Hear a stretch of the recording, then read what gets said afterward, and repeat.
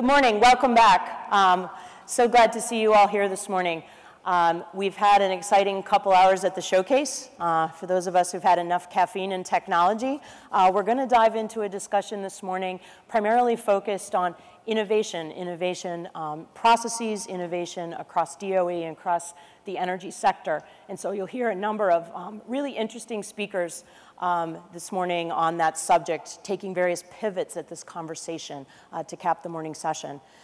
And so hopefully you've had a good time at the showcase. We'll get another couple hours of that when we break the morning program and have lunch later this morning.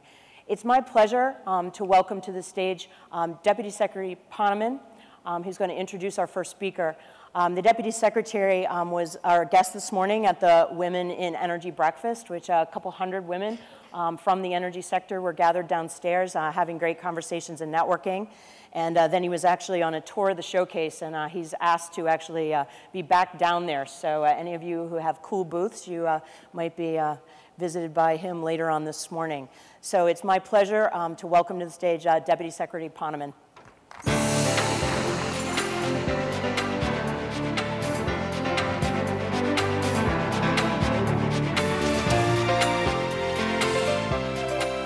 Good morning, everybody. Try it again. Good morning. Good morning. Got to warm up for my boss here. So it's true, I'm not actually a morning person, but Cheryl is so persuasive, as probably most of you know, and boy, am I glad she did persuade me. I had a terrific chance to go to the Women in Energy Breakfast, and I love every year the chance to get out in the technology showcase, because I know this will surprise many of you, but as satisfying as it is to move paper from my inbox to my outbox, there's something about getting out and seeing the real work at the cutting edge that's happening here. It's incredibly exciting, and it's a privilege really to have an opportunity to be here. But I'm here really for one simple purpose, and it's a short one, because you'll want to hear much more from the Secretary, and it is to introduce to you our first speaker. We have an all-of-the-above president, and he said it so many times, I'm sure everyone here has heard him talk about our all-of-the-above energy strategy. But in Secretary Moniz, we truly have an all-of-the-above secretary. I had the honor and the privilege to work with him in the Clinton administration, and I knew him as a nuclear guy, and he came by that honestly as a physics PhD from Stanford and having run the Bates Linear Accelerator at MIT. But we worked very hard on very complex issues having to do with nuclear energy and nuclear nonproliferation, a theme to which I will shortly return. But more than that, he is deeply expert in every form of energy, oil and gas, efficiency, renewables, grid. In fact, it is sometimes said metaphorically, in his case it's true, he actually wrote the book on many of the things that we're all deeply committed to developing here today. I'm sure many of you, like me, keep the MIT Future of series close by, future of the national grid, future of coal, future of nuclear, future of natural gas. In the first term, when he was still a professor at MIT, he came in and briefed us on some very exciting ideas about how to think about natural gas. And now we have the benefit of having all that learning applied to the actual execution of this also important mission for the nation and for the country and for the president. But Secretary Moniz is actually much more than that. He is somebody who is a seasoned international diplomat, having negotiated on complex matters having to do with plutonium disposition and nonproliferation with the Russians during the Clinton administration. He is a seasoned leader, having led the MIT energy group, MIT, for many years, and having created really a lodestone of international stature, partnering with institutions around the world, partnering with industry, and showed an ability to lead people that he is putting to good use here at the U.S. Department of Energy. And he's a thought leader. I know that as a member of the President's Council of Advisors on Science and Technology, I had very deep conversations with him, deep on his part, not on mine, about some of the things that could be done at the U.S. Department of Energy to as he likes to say, to raise our game. Because we need to do more and better. And so there are things in the area of management and performance where, frankly, we needed to have a level of focus that we did not yet have. And through the PCAST report that he was deeply involved with, He recommended and now had the chance to implement this past August a reorganization of the department of our undersecretary portfolios to optimize to management performance, which is so important to all of us. And he realized that we did not have a holistic approach to really an extraordinarily complex mosaic of energy policies and energy technologies that make up the U.S. energy system. And so they recommended that there be a quadrennial energy review. And I'm very happy to say, not only did the President include that quadrennial energy review in the climate action plan that he released at Georgetown last June, but he's now actually implemented that and launched it through a presidential memorandum.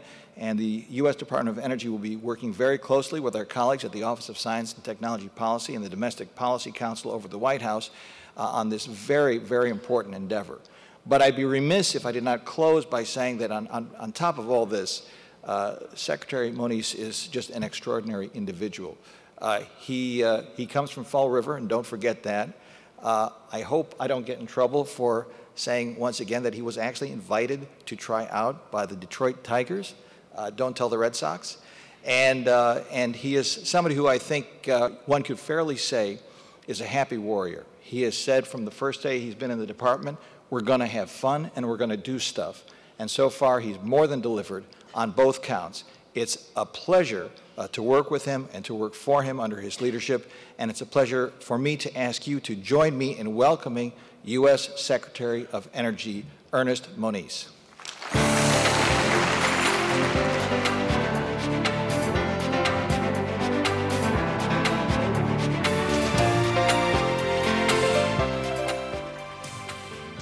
Well, thank you, Dan. As Dan indicated, we go back a ways. And Dan is, if you look at secretaries and deputy secretaries and acting secretaries in the Department of Energy, I'm pretty sure that Dan is the record holder for his tenure at the department. And I'm especially grateful that he agreed to work together with us, and as he said, to have fun, which we are doing.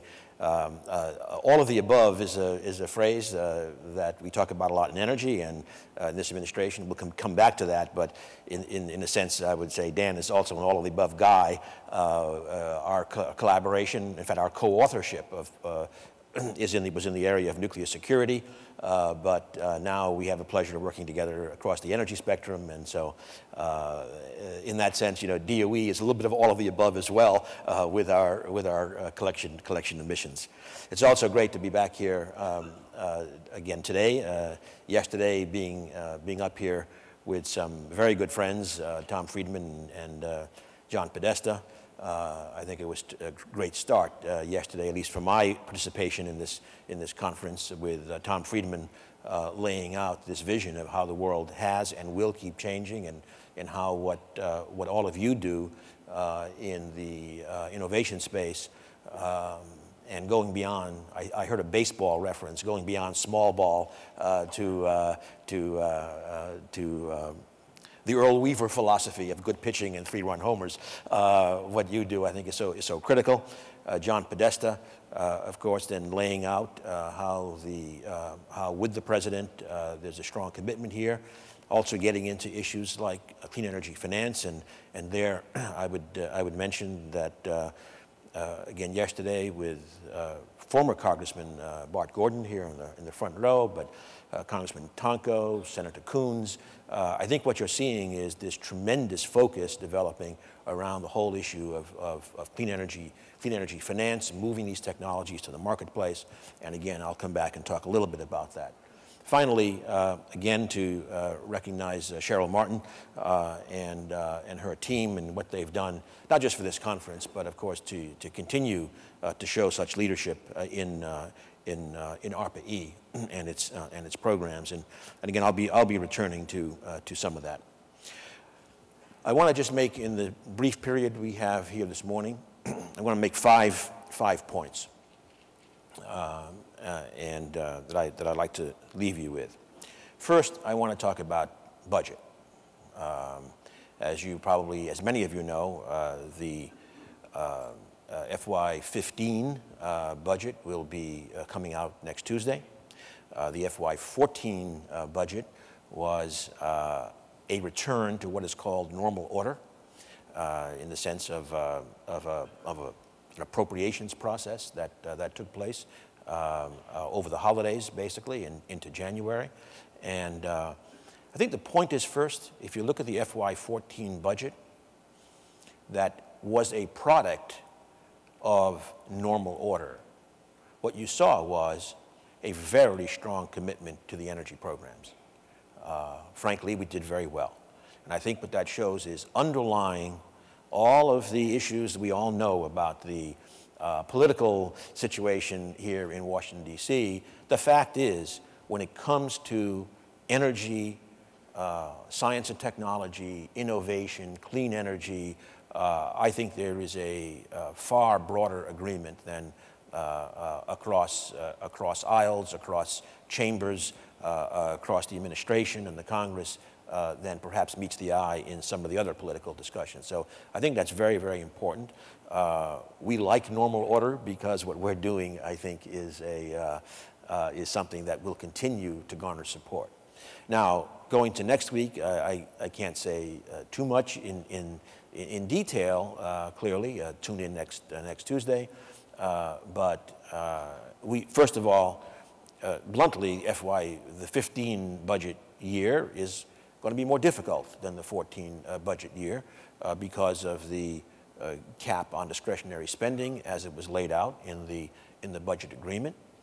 But without, again, saying too much, there's no reason to believe that the priority attached to this clean energy agenda will be any different, and perhaps it will turn out a little bit better than some other parts of the budget next week. So I do hope you will tune in on that and see what our plans are going forward. And I might say that in referencing that, when I talk about the energy programs at the department, of course, we all know we have basic energy sciences in the Office of Science. We have our critical energy, so sometimes called applied energy programs, energy efficiency and renewables, nuclear, fossil, Office of Electricity.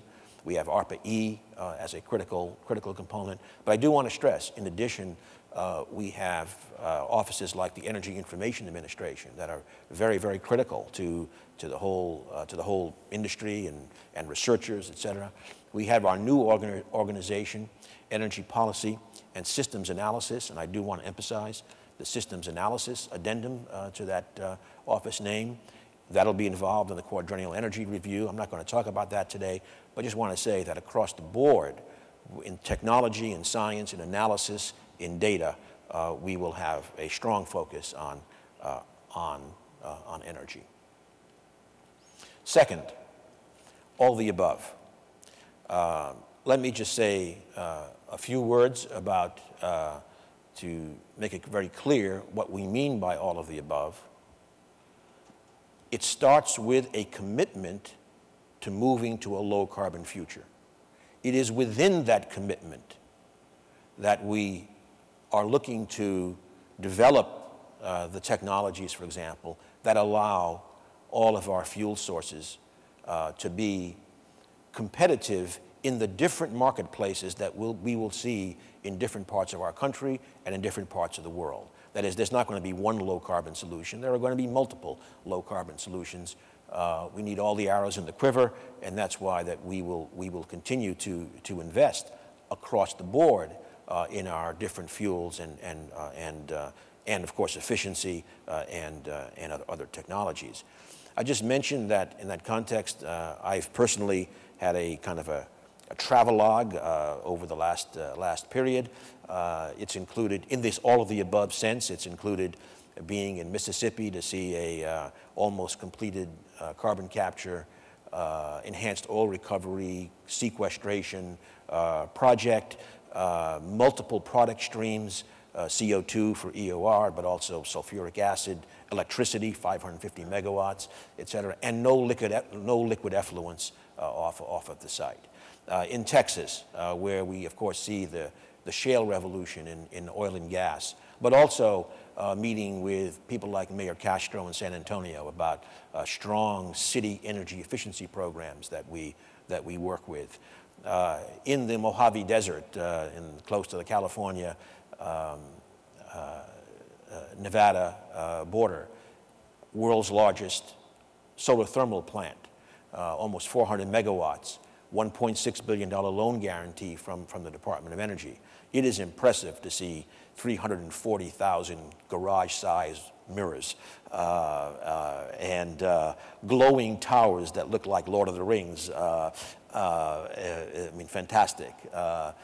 Georgia, just last week, another loan guarantee program to stimulate first movers in the nuclear space, the Vogtle reactors, first generation 3+ reactors built in the United States. So again, all our programs have intersected all of those. We believe we are walking the talk in terms of supporting these various programs. And I might say that also applies to ARPA-E. ARPA-E is very much part of the all of the above approach. In fact, when I was in Austin, I announced $30 million in ARPA-E funding for transformational hybrid solar energy technologies. In October, awards were announced for 14 projects on next generation power conversion devices. In September, awards for advanced vehicles, including for cost-effective processing of aluminum, magnesium, titanium for lighter vehicles. Natural gas, also in September, transformational potential in biological technologies for natural gas conversion. Yesterday, touring the showcase, really very exciting. Just a few that I saw, only a few of that I saw, let alone the entire showcase. Ceramatech, another natural gas conversion technology, one that could be used in a distributed way, for example, to address natural gas flaring at oil wells, which we know is both a problem and an opportunity.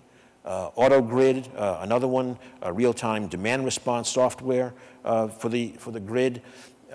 Brookhaven National Laboratory project, low-cost superconducting wire, could be used in high-power wind generators and many other applications, while reducing demand for things like rare earths in other technologies.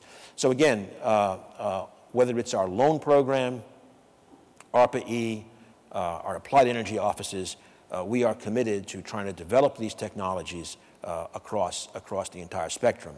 In fact, in the loan program, I would just repeat that something I've said often in the last few months, that we now have over $30 billion in play, despite some of the exciting discussions we've had over the last year about elements of that portfolio. I want to emphasize, any rational view of that portfolio is that it has been a major success in doing exactly what it wanted to do, is designed to do in terms of first movers of technologies at commercial scale, pushing the envelope. We have over $40 billion of remaining authority. We are looking to deploy that, again, across the board, advanced vehicles, nuclear, fossil, renewables, and in fact, right now, proposals are due by this Friday for an $8 billion fossil, emissions-reducing fossil set of technologies. You can expect others coming in the renewable space, et cetera. So that's our all of the above, and I would say some of the rationale for it. Third, we are very committed to the manufacturing agenda. You may have seen yesterday, the President announced 2 new awards from the Department of Defense and announced a forthcoming DOE solicitation for a new institute. First of all, the history. First, the Department of Defense and the Department of Energy joined together for the first of these manufacturing technology developing hubs in Ohio on 3D printing. The Department of Energy in January, we went down to Raleigh with the president to announce the DOE-sponsored hub in wide band gap semiconductors, power electronics, et cetera, et cetera. Yesterday, the DoD hubs in lightweight metals and digital manufacturing, which I might add, as you can see, alignment with some of the ARPA-E projects here. And let me say a little bit more about the new hub that we will be putting out. Actually, the FOA is now out there.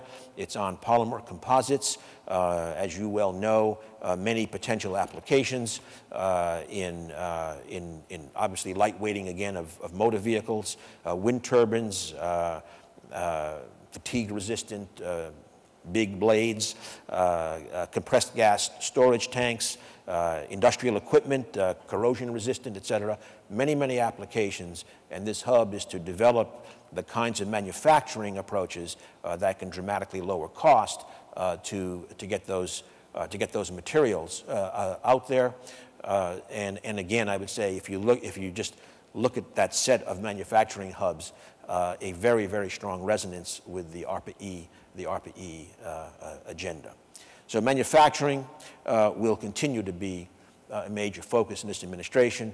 The president is committed to doing 2 more this year beyond this, and going to 15, and hopefully, and there does look to be, again, bipartisan support developing in both chambers for achieving the president's dream of the order of 50 such institutes across the country, setting the basis for continuing manufacturing innovation and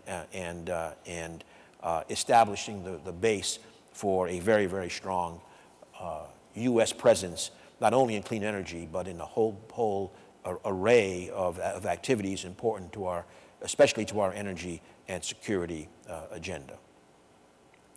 4th point. Yesterday, in the conversation with John Podesta, I asked the question, rather simple-minded question, but is the transformation we're looking for going to be technology-driven or policy-driven? I think John kind of leaned to the policy-driven side, and I made it pretty clear I leaned to the technology-driven side. Why? Let me, first of all, let's define what the challenge is. We have seen historically that major changes, say in the fuel mix of the energy system, have come on a half a century scale. If you listen to Vaclav Smil, he would say 60 years, but I think that's a rounding error for our discussion. So 50, 60 years has been the time scale. We certainly believe that looking at the climate risk mitigation agenda, we don't have 50 or 60 years for the kind of low carbon transformation that we need. We probably got to cut that, round numbers, let's say cut it in half. We also have to cut it in half in the context of what, certainly in the industrialized countries, we are looking at a situation where demand is not growing. Transformations are even more challenging when demand is flat or declining. Energy efficiency, part of our very important low carbon agenda. But if we look internationally, we know in emerging economies and developing countries, their economic development agenda is very, very important. And that's why it's in that global context especially that I believe we must have a technology-driven transformation, and a technology-driven transformation which is accomplishing the critical goal of cost reduction.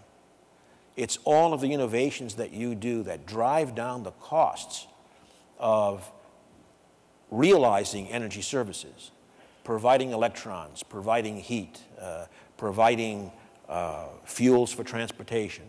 getting those alternative pathways to have lower cost is, I think, what we will need certainly to achieve the global transformation, not just the American transformation, to the low carbon future that we need. So I think we can split the difference with John. I think certainly the United States, we are going to look for that policy, and certainly the administration, in some sense, the Climate Action Plan is an administrative down payment on the kinds of policies we need. As John and as the President has emphasized, we do look down the road to legislative approaches as well. But again, I think that if we're going to have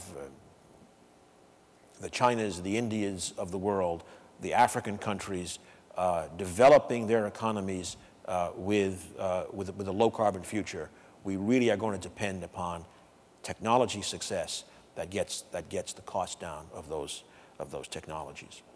And finally, fifth, the scale of the opportunity. My friend Tim Wirth, I think, has been especially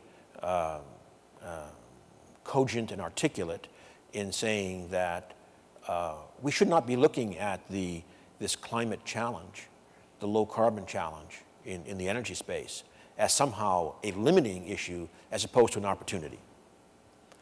And we want to capture that opportunity. Recently, Ceres, many of you are presumably familiar with Ceres, rather respected investment organization.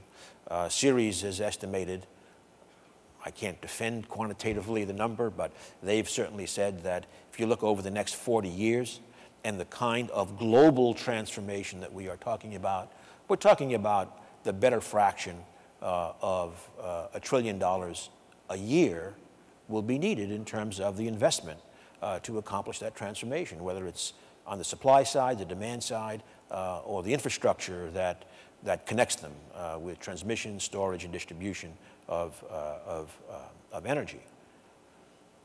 Now, in reality, if you look at the role of energy in the global economy, 8–10% of the global economy, it's not a number that cannot be accomplished.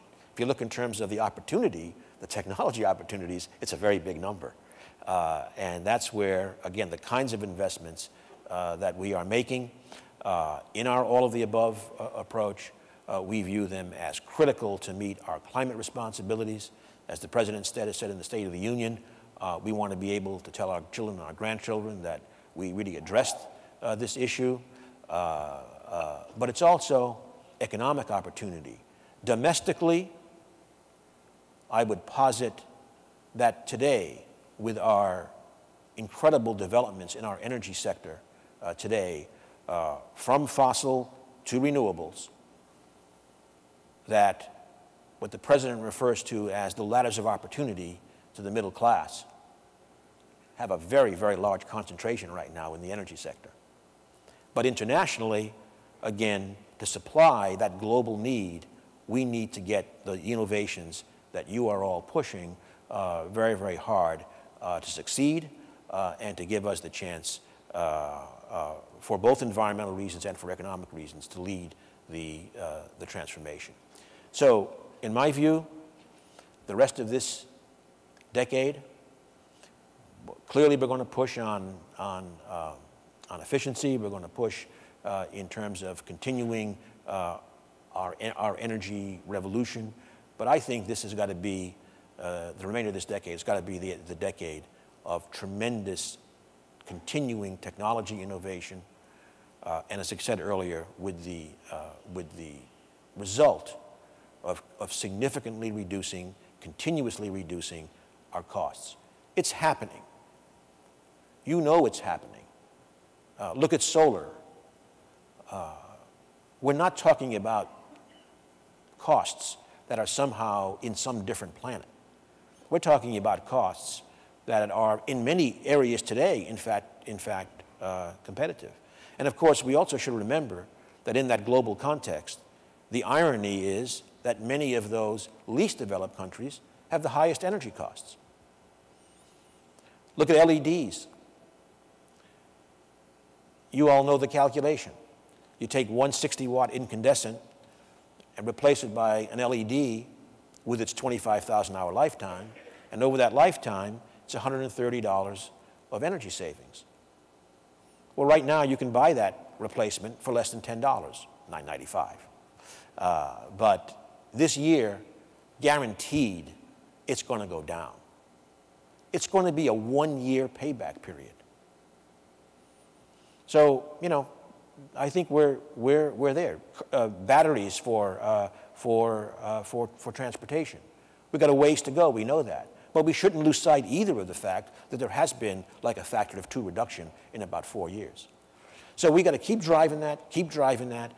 I think on the global level, that's going to push our transformation, and it's your responsibility to do it. Thank you.